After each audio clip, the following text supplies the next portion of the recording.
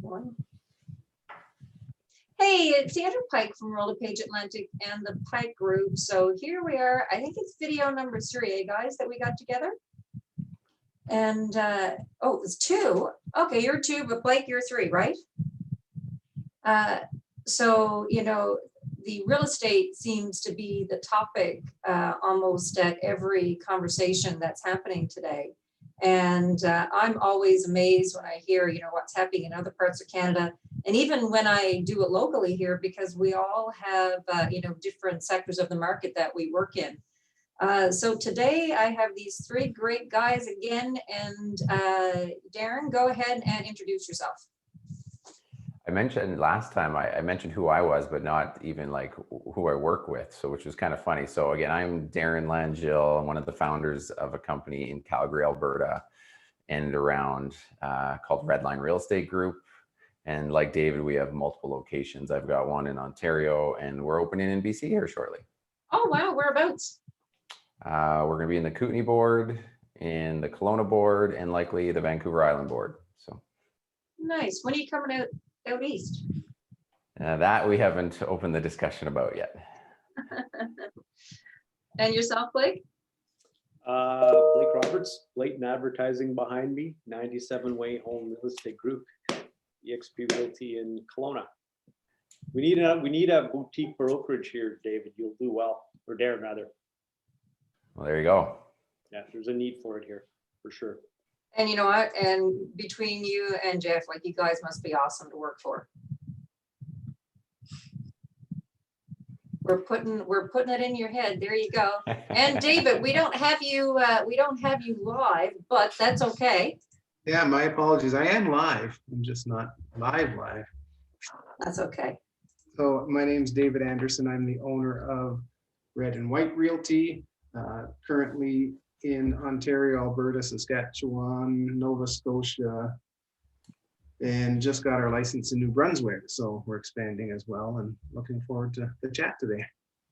Awesome. So we certainly, you know, the only thing we're missing really is Quebec, and we do have to get Marty Waite so we can get some information there, because we have it mostly all covered. So to talk about the market, I know it's still crazy down here. Darren, the last time we spoke, you said that your market was sensible. Yeah. I mean, it's for us, it felt nice and healthy. For everybody else, it felt probably much slower if you were operating in our market. What we saw from January till end of January was the market tightened up a lot. We had the sales per day numbers growing faster than the listings per day, and the months of supply actually dropped. And we ended up having a kind of a bigger gap between last year's kind of inventory and this year's placement that grew throughout the month. So it tightened up. And where I left you guys last time was, okay, it was healthy, it was moving along. All of our property types were doing a version of good. It tightened right up where we started to get into kind of your guys' territories with multiple offers, many of them. And then now for February, it seems as if we've kind of just maintained that healthier momentum. And it's the warmest we've been in a long time. But there's still, I think the sales to listings ratio is still in that 65% range. So it's good. It's just not gangbusters. When you talk about if you have competing offers, so what's the average price point there now? About $430. Okay. And how far would you be going over competing offers, would you think? Not much.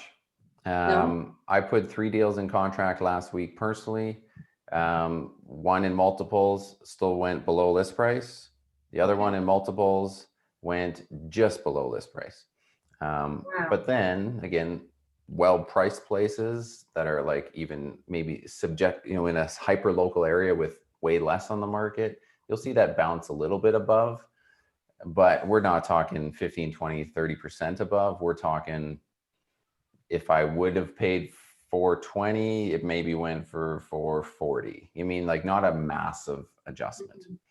So is there anything special that a buyer has to put in their offer just to make it look attractive to the seller that's coming in? Yeah, for us, it's just cleaning the contract up a little bit. We're seeing more people are becoming a little more comfortable removing that home inspection condition. Builders now are starting to come back into the mix where they've been on full hold for a while, especially the inner city redevelopment guys. They've been on a bit of a pause. So they're coming in kind of pretty clean. They know their financing is good to go, so they move. But it's funny, I'm in a multiple offer right now again, where we're on the end of a condition period. We're fighting over 6 or 7,000.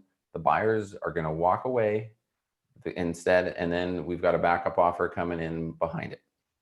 So it's funny. I mean, Calgary's buyers are pessimistic still, even though the market's heating up. So they're not making stupid offers. They're not going silly because they haven't had to, and they really still don't have to. But of course, they are seeing some stuff scoop up quickly, and they just say, "Oh darn," and they move on to the next one.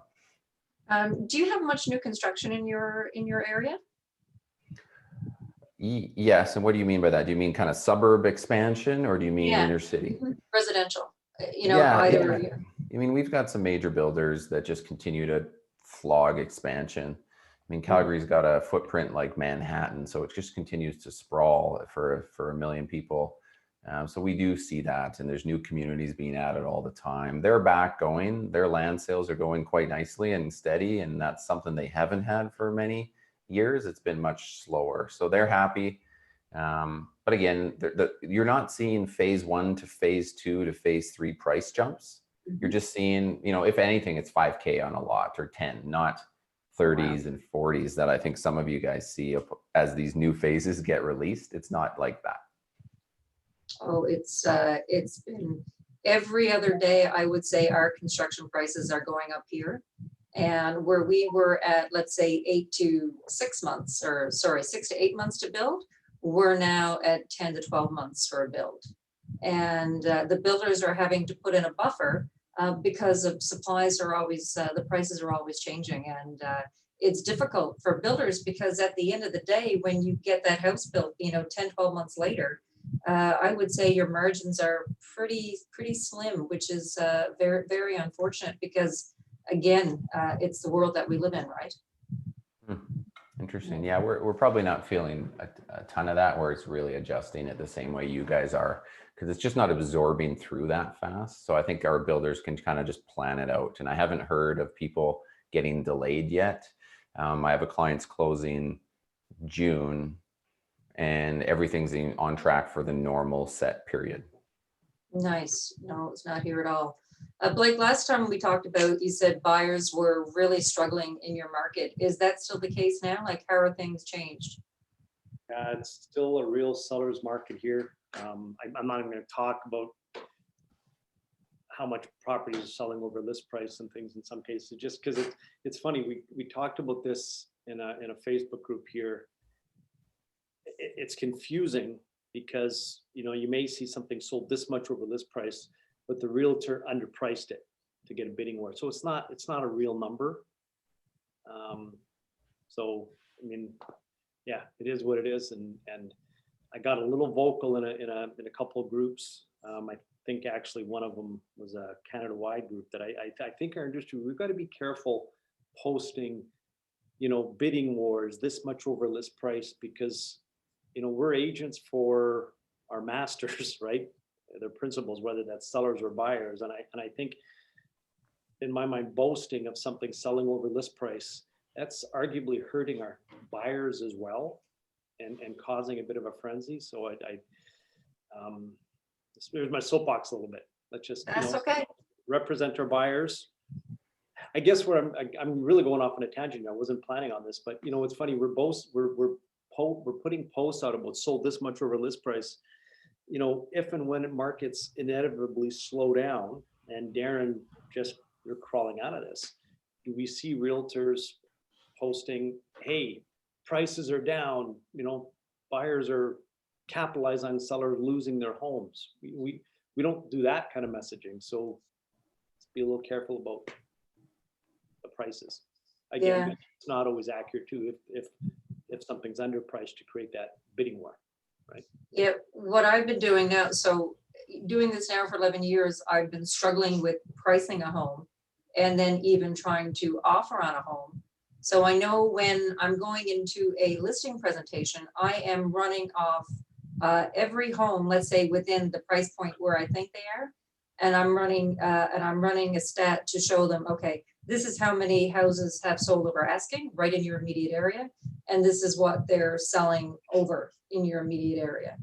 But you know, the buyer psyche I find out here is really different, that if you list too high, the buyer won't look at it. So I had a scenario back here in October, listed a house in Middle Sackville, and I'm at $299. I said, if you want to get in the mid 300s, you need to list at $299. And another agent came in and said, oh, list at $349. So I ended up getting the listing, but we listed at the $349 price. And the showing started on Thursday. By Saturday, we kept getting too high, too high, too high. And as soon as we reduced it by $20,000, we ended up getting a bunch of offers in, and she still sold at $345. So it's almost like an auction mentality down here, that if everybody else wants it, I want it too. And people like to celebrate that they've won. And I don't know, people want to win in these offers. But then you get the flip side of buyers who are just so frustrated. They're upset with their agent. You know, they're not going in high enough, and it's certainly creating a lot of animosity in the market with buyers and how they're feeling. So I know it's very difficult. It's not normal, right? No, absolutely not. You're in that normal market, right? Price, sales have been here, price here, and hopefully you'll, theoretically sell. Right now, in so many regions of our country, this is uncharted territories for us, right? On how to Yep. price. And I've always been about listings, and now it's about buyers. And how do you make your buyer successful when they're going into a listing appointment? So do you have anything special that you're doing, Blake, with your buyers that you're bringing in? no, just like what Darren said and what you've said in your couple of real good videos you put out. I mean, you've got to clean up your women fancy clauses, right? Yep. But you've got to be careful, because you don't put in a clause for a home inspection, and that's going to be the house that's got the rats upstairs or something, right? It's Yep. just the way luck will have it, that's going to happen. So We used a clause there the other day, is that, we're still going to do the home inspection, but unless it's something really, really bad, we're still going to go ahead with the house. If not, we'll just cancel the deal. If we find that, whatever we need to remediate or fix or whatever is too expensive, we'll just walk away.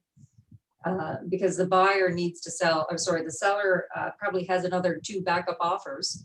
And if it's something that the buyer doesn't want to tackle, they don't have the money, just leave. So our clause is that we'll do the home inspection. We're not going to come knocking on your door for money. problem is, here so often you're up against an offer that says no home inspection. Wow. 15 offers with no inspection. Wow. Crazy. But wouldn't be no difference though if I was doing a home inspection, not coming back to you, because I still think I'd want to know what's going on with the house, especially if I was a first-time buyer. Our sellers wouldn't let you do that. They'd take the one with no inspection. They don't want any reason for someone to back out of a deal. Wow. Crazy. Blake, do you have new construction there as well? Yep, lots of building going on in Kelowna. Urban sprawl, and then the city of Kelowna is trying to build it up downtown. Yeah. We got condos going up. I would say our condo market isn't as hot as it used to be, but it's still there. We have a lot of high rises that are just popping up everywhere. I look at my window, I'm actually looking at one just right now. It's been incredible the amount of apartment buildings here. It's interesting you guys are talking about growth in the new home build section, because we probably about 3 or 4 months ago, the new home builders in my area shut everything down. Like, they've stopped building just because they couldn't commit to closing dates based on getting wood supplies and window supplies and workers in place. So there's been no new construction locally for probably 6 months now. Oh, wow. every time we get a offer for new construction, we're putting in a clause that the closing date is subject to change because of COVID. I mean, you can't control COVID, unfortunately. And any clients that I'm talking to, I'm like, okay, your bill may be 10 months, but my suggestion is that where you are renting or your home, that you get that place for a year. And being a buyer of new construction, which I will take possession in a year, that was my biggest stressor. Where am I going to go for a year with, 2 little dogs? And because it was stressful. But anyway, thankfully I have something. But I tell all the buyers that any offer we get in, you need to prep yourself in the event that it's delayed. So David, last time you spoke about your listings. Are they still difficult? Has anything changed? I think it's gotten worse, to be honest with you. I was involved in an offer last night. My agent was head up listing, $800,000 bungalow. Probably had about 70 showings over the last 3 or 4 days. Ended up with 3 buyers that were unrepresented. So I represented one and another agent took one on. So he was acting as the listing agent. We had people acting as buyer agents. $800,000 bungalow went for 1.1 firm with a 6-week closing. Wow. Yeah. That is crazy. And I checked, like today I went on and checked for this meeting. We had 69 new listings in the last 24 hours. And we had 13 conditional sales and 59 pending sales. So we sold 72 houses and added 69. So we're making re-inventory again. Holy cow. So just a question about how that offer just went down. So if that was, we're all independent. We're a designated brokerage at World of Page. But if my teammates write on a house, right, and if I'm writing on house A, and then someone on my team is writing on house A, whoever gets their offer in first, the other person can only be treated as a customer, and they can't have any representation because the first one has to have it. Is that like, are you still able to, are you still able to offer people advice with, even if you have 2 offers going in on the same property from the same office? We can, we call it multiple representation. So you can represent the buyer and the seller, but you would treat one of them as the customer, and that would probably be the buyer. So you wouldn't be giving them privy to information. The seller is the main client that you're looking after. But what I tend to do in my brokerage is there's enough other agents that they can work with the buyers independently outside of the listing agent. So I don't normally allow listing agents to represent buyers and sellers in the same transaction. It just causes all kinds of grief. Yes. Yeah, I don't do it much down here. Sometimes it's new construction. So do you see, Blake, the sustainability of the way the market is happening now? Do you see that continuing right down to the end of 2021?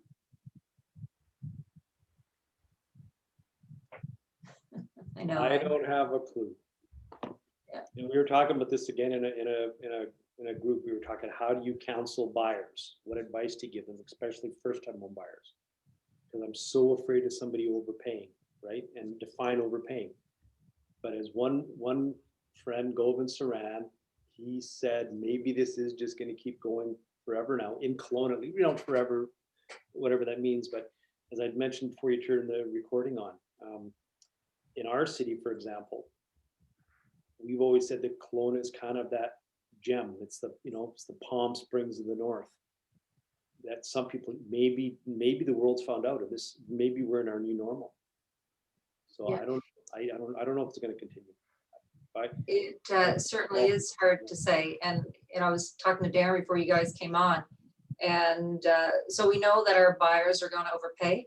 It is what it is.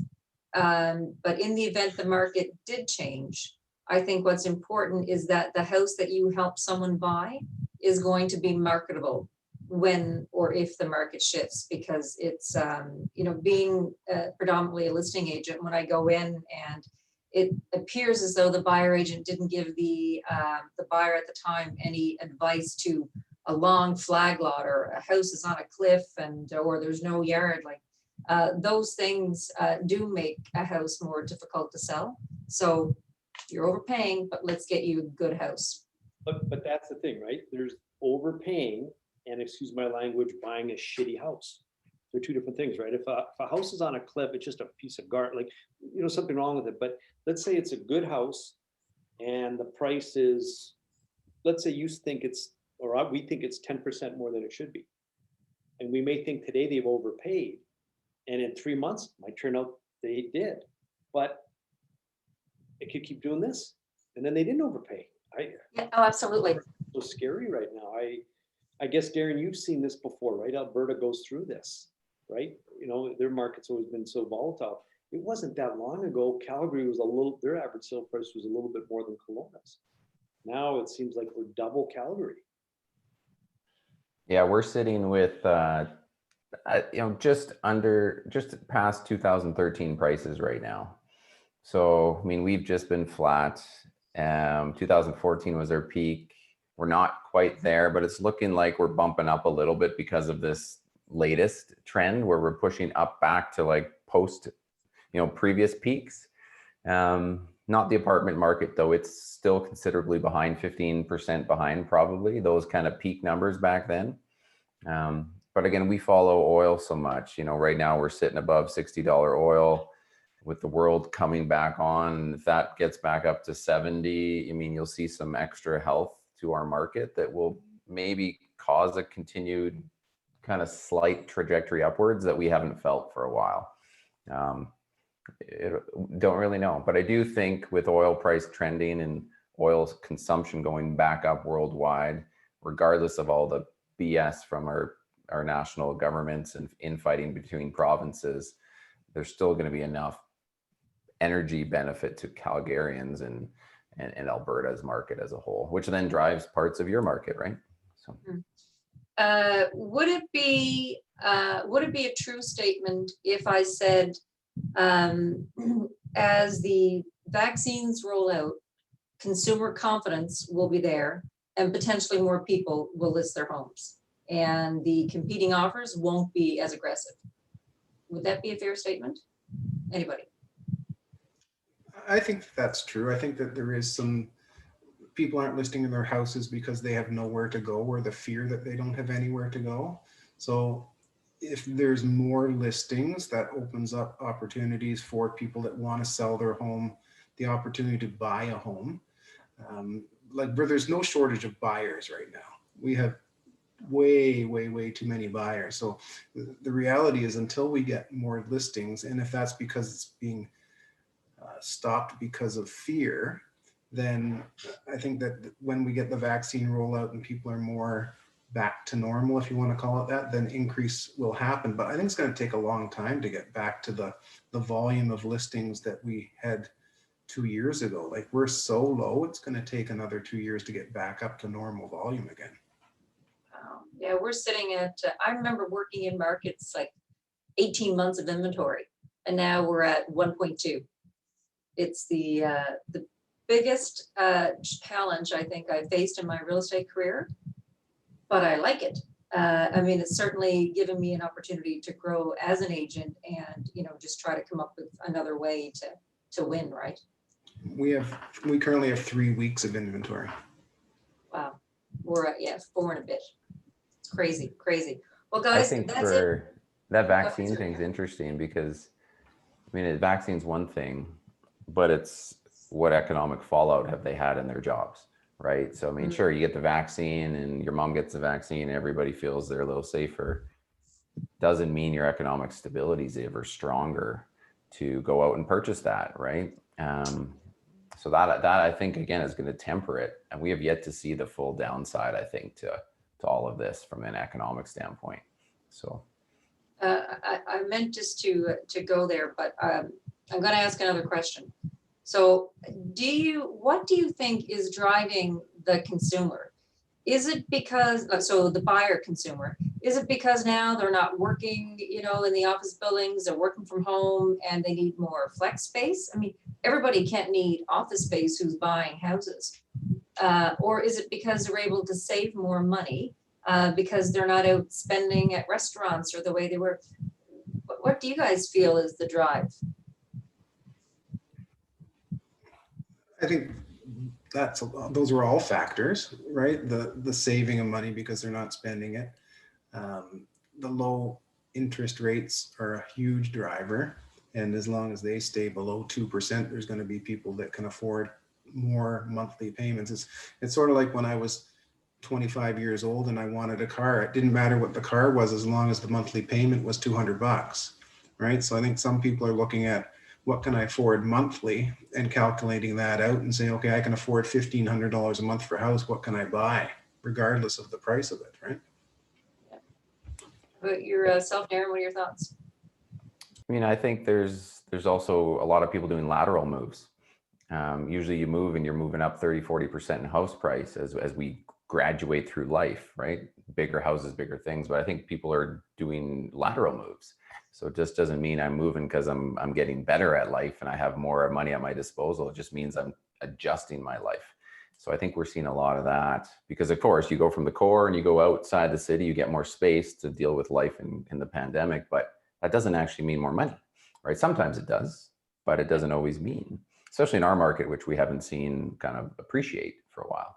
So I think we're having a lot of that. The core of Calgary, downtown office space is horrendous. And that cannot, it will never recover fully. It just can't. I mean, we built to maximum occupancy at a time when things were going gangbusters, and oil will never get back to that again. So the life beat of Calgary has changed for forever now. So. Wow. And Blake, yourself? Consumer confidence is a tricky thing. Yeah, Why? I would agree. Darren says we make the assumption people are going bigger, but he's right. There's a lot of lateral moves just because I'm doing what I want, even though they're incurring costs to make that move. And maybe that lateral move didn't make a lot of sense. They're confident. It'll be interesting, guys, to talk next month when we're over our first quarter, just to see how things went. But anyway, guys, thank you so much for joining me today, and we'll see you next month. That's all. Thanks for having me. Always fun. Bye.